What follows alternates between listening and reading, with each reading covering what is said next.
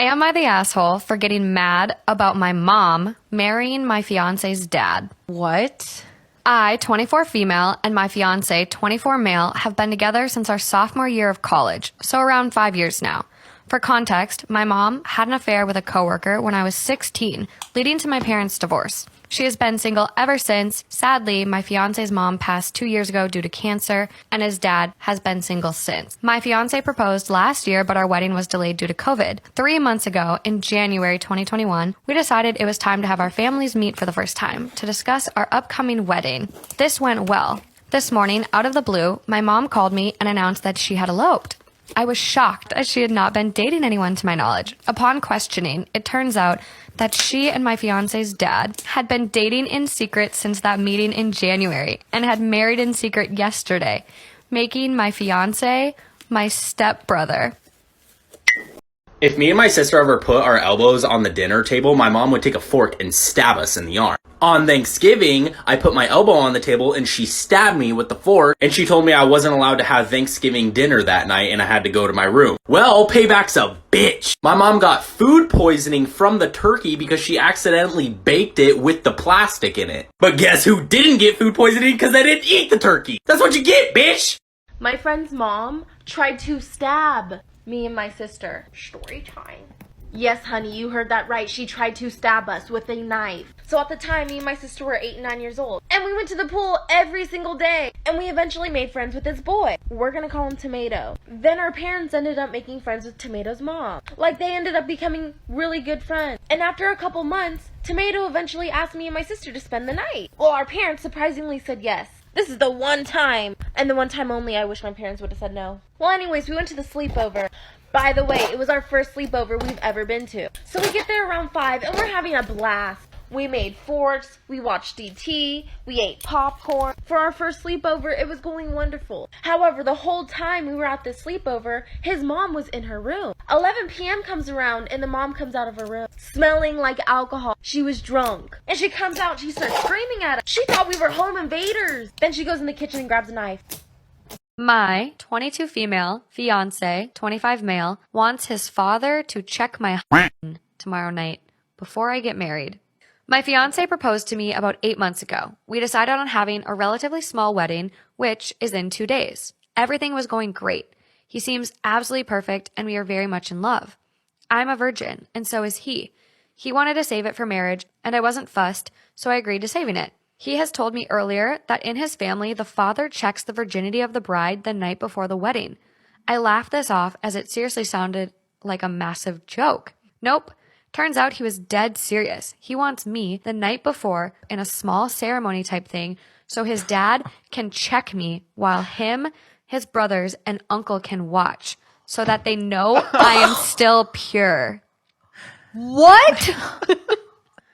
I told him fat chance I'm going to do that, and he was begging me to go through with it and how important. What would you do if you received this as a gift? Once there was a girl named Lucy who received a strange gift from someone unknown. She was so excited so she opened the package quickly, but she could have never expected what was inside the box. She pulled out a doll, but it wasn't just a regular doll. It was bald, covered in cracks, and something was wrong with his teeth. They looked pointy and beastly, almost like they were made from real animal teeth. She told her mom she needed to throw it out, but her mom told her to be grateful, so Lucy put the doll in a cupboard under the stairs so she wouldn't have to look at it. But at night, something terrifying happened. Right before she was about to fall asleep, she heard a small voice say, "Lucy, I'm on the first step." In the morning, she told her mom, who dismissed it and said that she was just having a nightmare, so Lucy went to school as normal and tried to ignore it as much as possible. But the next night she heard the same voice again. "Lucy, I'm on the 4th step." She kept telling herself it was just a dream, until the same voice returned a 3rd time, but this time louder and closer. "Lucy, I'm on the top step." The next morning her parents found that in the middle of the night, Lucy must have tried to go downstairs to go to the bathroom and fell and broke her neck. During the funeral, her toys, including that doll, was buried with her.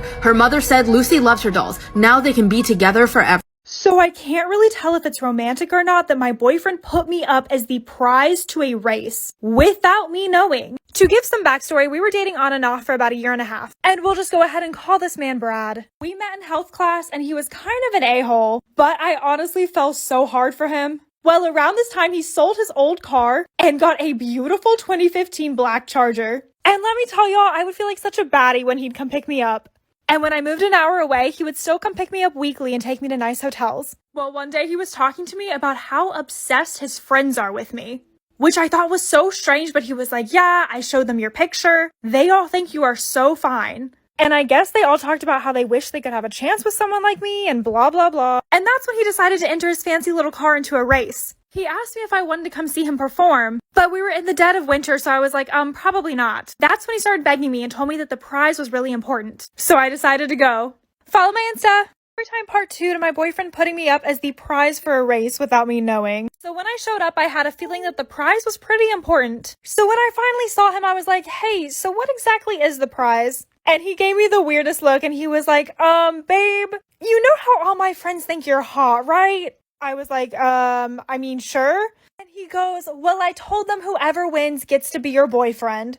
So I was like, WTF, Brad? Why would you do that? And he just looks at me and goes, don't worry, I'll win. And I was like, well, you better. So I literally stood out there in the cold watching a race that I could barely see. There was someone really tall in front of me. My heart almost dropped several times because I kept hearing Brad is gonna lose. And then I pushed the guy in front of me out of the way and saw Brad cross the finish line. One of his friends actually came up to us after the race and claimed that Brad cheated to win. He was probably just a sore loser, but we celebrated the rest of the night. If you guys have a story you'd like to share, follow me and DM me on Instagram. Now I'm sure many of us have encountered little shits in supermarkets. Kids running around, knocking things over, being rude, but the worst are the biters. Today I was shopping in the grocery store when a biter got me. He broke skin too and I started bleeding. When I saw the blood on his teeth and the grin he had, the gears started turning and I got an idea. Made my eyes go wide and started screaming, shit, fuck, no. My good friend was there too and he instantly picked up on what I was doing. He started shouting, fuck, maybe he didn't get it. Shit. By now, the kid is scared shitless and starts crying, and instantly, his mom appears out of nowhere and starts getting pissy at us for yelling at her kid. Here's the kicker. I look her straight in the eye and say, ma'am, get your son tested as soon as possible. He just bit me and I'm HIV positive. And now there's silence, not a peep in the entire store. Brat knows he just fucked up big time because his mom isn't defending his ass. He stares at me wide-eyed and I walk away from them to buy my groceries. All while blood is dripping from my calf, making a nice little trail on the floor. Just as we're about to leave, we start to hear the mom sobbing like the little she is. This is the time my mom faked her death so she didn't have to take care of me and my siblings. Yes, this girl really faked her death. So at the time, I was 5 and my little brother was 3. It started off with my mom saying that she didn't feel well and she couldn't pick me up from school, so the bus would have to take me home. Well, a few months after, she started getting picked up from our house by this black car. She said that car was picking her up because of her so-called doctor's appointments. And she wasn't able to drive herself because she was too sick. Well, one day, when this car came to pick her up, she never came home. Me and my little brother were sitting around for a couple days waiting for her to come home, but she never came home, and we were young, so we didn't do anything. Eventually, my aunt came over to our house and told my little brother and I that our mom had passed away, and that she was cremated and they kept the ashes. So our aunt started taking care of us. Until one day, I saw my aunt getting picked up by that same black car. That's when I started to get suspicious of everything, and I decided to check these ashes. When I checked, it was flour. Like for part 2. This is part 2 of the time my mom faked her death so she didn't have to take care of me and my siblings. Like I said, my aunt told me that my mom had died and they cremated her and they let her keep the ashes and that she was going to start taking care of us. Me not knowing how long the cremating process actually took at the time since I was so young, I believed her. Until one day I saw my aunt getting picked up by the same black car that my mom used to get picked up by before she died. That's when I decided to check these supposed ashes and it was actually flour. So one day when my aunt got picked up by this black car, I decided to follow her. I didn't have a car. I was 5 years old, so I had to follow them by walking and hiding behind bushes. I was able to follow them up the street, and once they turned the corner, and there I saw my mom standing on the side of the street. That's when I see the car stop and I see my aunt get out and approach my mother. She tells my mom to give her money for covering for her and taking care of me and my little brother. Mom says she faked her death because my dad wasn't in our lives and she didn't want to take care of us anymore. I'm older now and I cut her off completely and I have full custody of my little brother. Hey guys, so today I'm going to be making some slime because I've gotten requests on how I make my slime, so I thought I'd show you guys. First things first, I just want to mention that you can see my tripod. I don't know why it's like that. I think I broke it, but I don't know. And then right here, I also wanted to say this is a hard mat. All my other videos, I've gotten so many comments, and I've said multiple times that it's a mat. You can see right here, because I would not put slime on the carpet because one, it'd get hairy, and two, it would stick to the carpet. But now I'm making slime. I just get like a little Tupperware container, bowl, whatever. Next I take my gallon of Elmer's glue and just put in some glue, obviously. Also, sorry if I sound weird. I am very tired. So when I'm posting this, y'all will see it in the morning. Next I just add a little bit of shaving cream because I don't want to have to add lotion. That's good. Okay, so I'm just going to take a popsicle stick and mix that. Okay, this is the part where you can go ahead and add color, but I like to keep it a solid white because I don't know what coloring I'm going to be doing for my story times. Next, I use this Tide. I know a bunch of people use clear Tide so that it doesn't have a blue tint to it, but I don't have any of that right now. Some people also use Stay-Flow or Staff-Flow. Some people use Borax and then contact lens solution, but I don't know. Whatever you feel like using. Then when you start mixing it, you should just see it start to clump together. And I'll show you whenever it's time to knead. Okay, like right when it gets to like this point, I like to start to knead with my hands because if you add too much activator, then obviously it's going to be really hard. I added a little bit more activator. You just do however much you need for however much slime you're making. I also sometimes add more shaving cream. You just really need to go based off of what you think your slime needs. Okay guys, so here's the slime.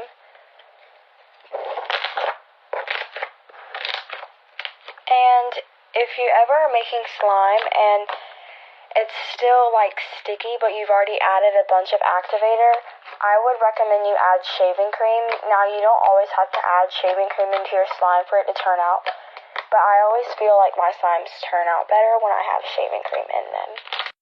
And if anybody's wondering how I make this like butter cloud slime, whatever you want to call it, without clay, then leave a comment down below and I will show you how I made mine. It's like a butter, but then it also splits into like cloud slime, so I really like it. So let me know if this is helpful or if I really need to redo it.